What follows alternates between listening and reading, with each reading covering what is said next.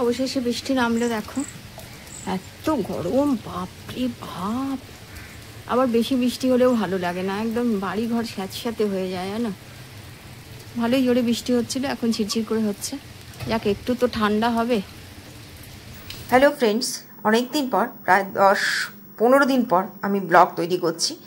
ভিডিওগুলো রেডি করা ছিল না আর কি, মানে ভিডিওগুলো রেডি করা ছিল, ক্লিপিংসগুলো তৈরি করা ছিল, কিন্তু এডিট করা হয়নি। তো সেই জন্যই যথারীতি আমি পোস্ট করতে পারিনি।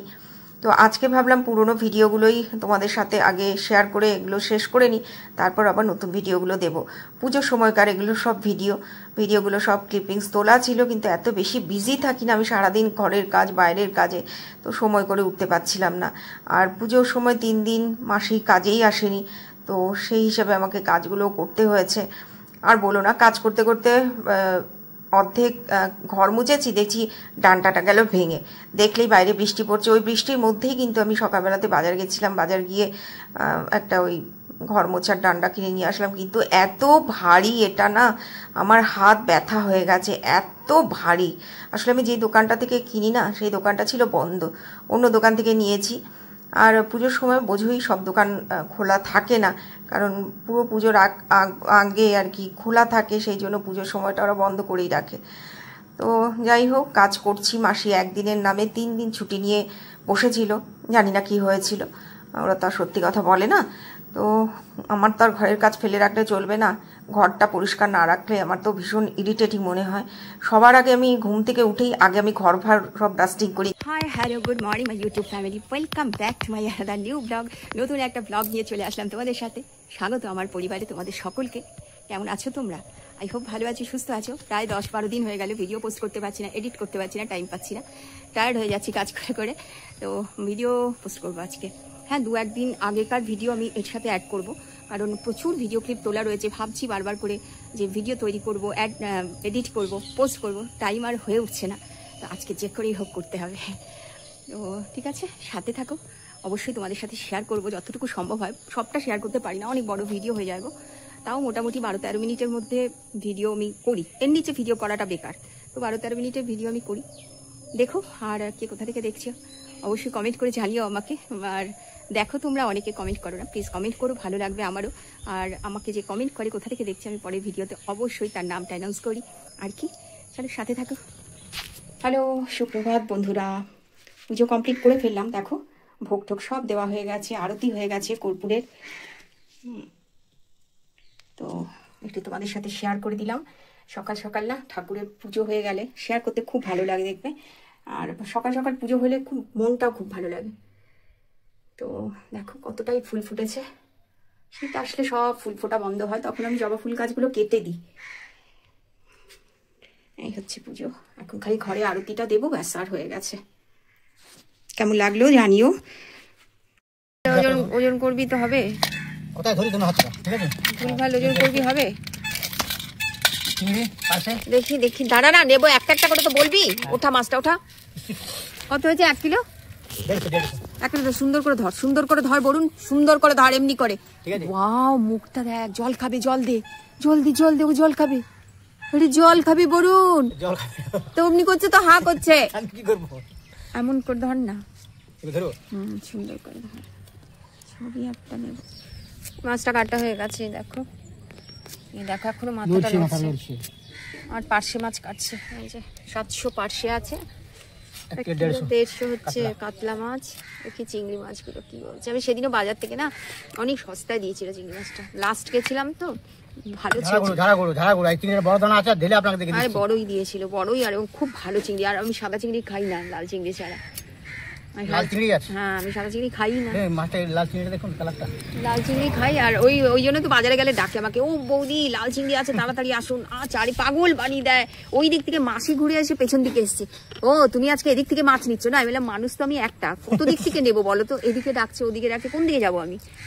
এদিকে ভালো মাছ চাই না, এদিক থেকে নিয়ে নিই। আরে আমাকে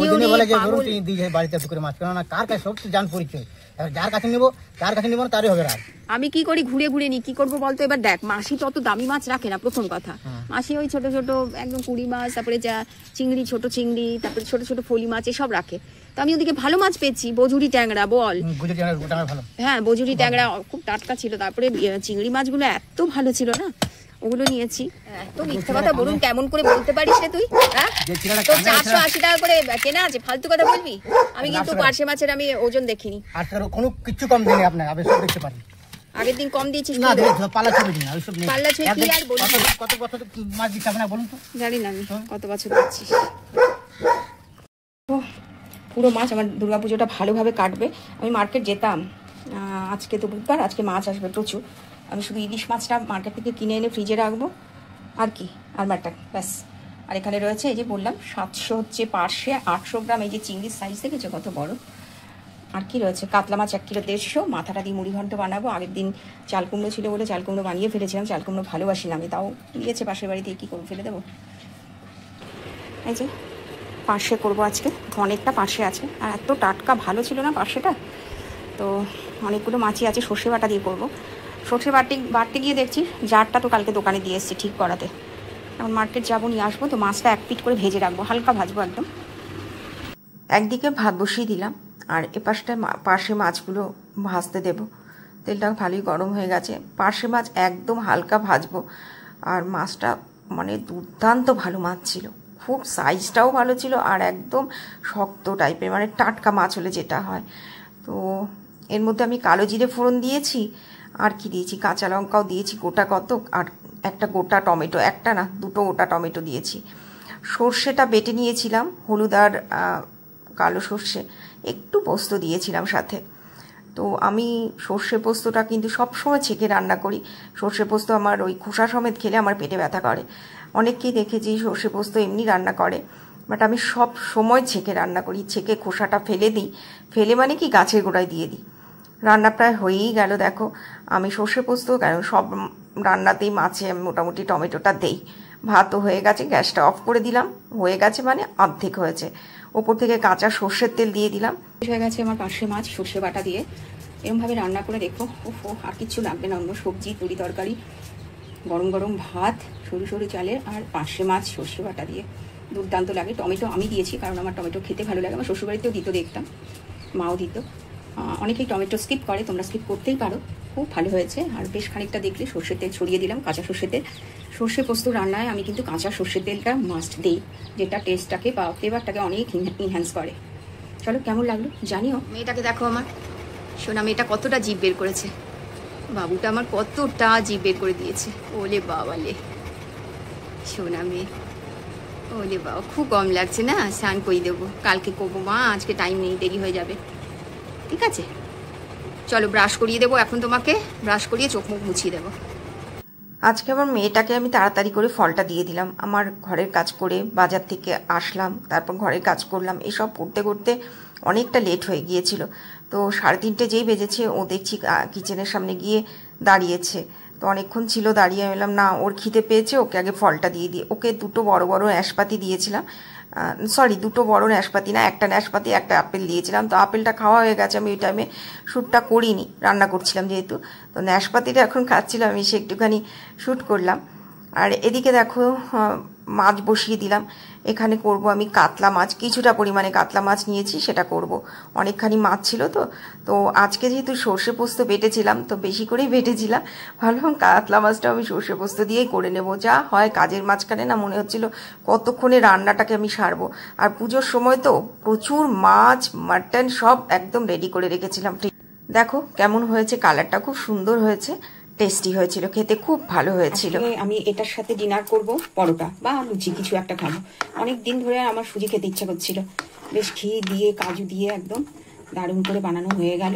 মিষ্টি একদম কম দিয়েছি, আর আমি চিনি তো খাই না, ওই জন্য। চলো এটা হবে আমার আজকের মতো ব্লগটা শেষ করছি, আবার আসবো নতুন কোনো ব্লগ নিয়ে তোমাদের।